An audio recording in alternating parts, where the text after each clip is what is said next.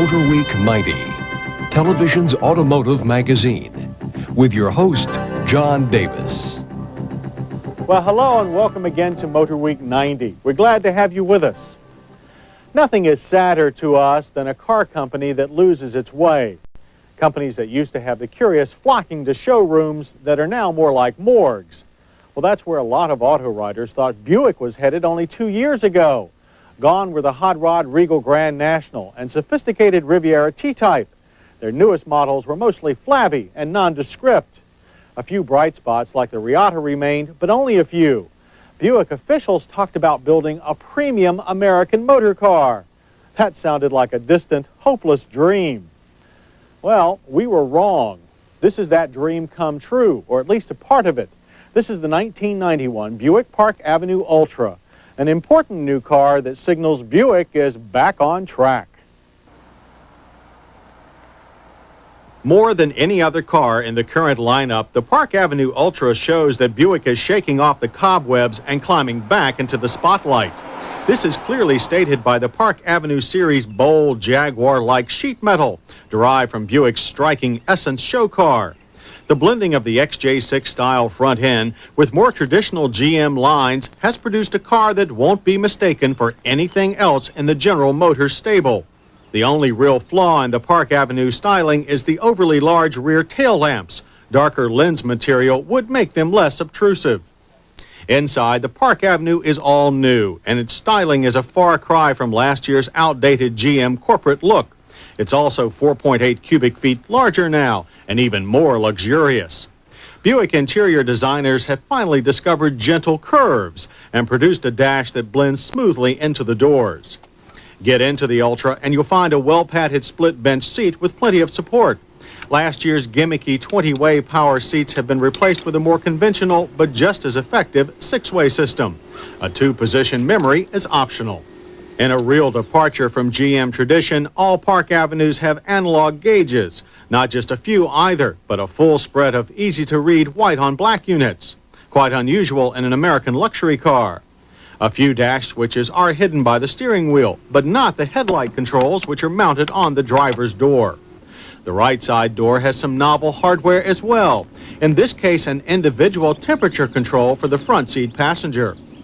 The rest of the automatic climate controls are mounted in the center dash. The buttons that operate it are large and easy to read, although they are set too low in the dash for optimum ease.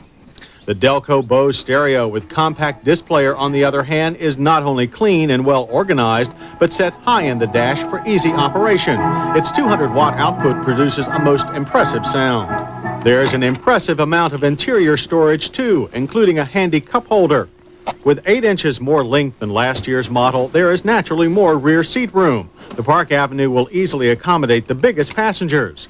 Its limousine nature is enhanced by rear vanity mirrors.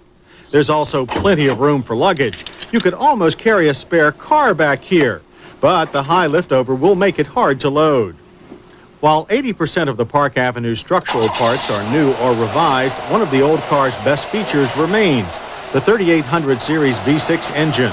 But even it has been further refined and gains 5 horsepower and 10 pound-feet of torque for final figures of 170 and 220. It's mated to a new electronically controlled 4-speed automatic transmission, the first in one of GM's big luxury cars, and uses a single computer module to coordinate all drivetrain functions. And at 3,673 pounds, the Ultra is big, yet it still manages a 0 to 60 run of 9 seconds flat. That's 0.7 of a second faster than its lighter predecessor. The quarter mile is also faster, 16.9 seconds at 83 miles per hour. The smooth revving 3800 produces plenty of bottom end and a surprisingly strong mid-range punch, but the car tends to wander under hard acceleration. The transmission shifts smoothly as promised, however, delivering a constant even flow of power. Like last year, anti-lock brakes are standard on the Park Avenue Ultra. Unlike last year, however, they stop more car in fewer feet, 123 feet on average, easily beating our previous result of 140. There is the expected big car nosedive and a fierce ABS pulse through the brake pedal.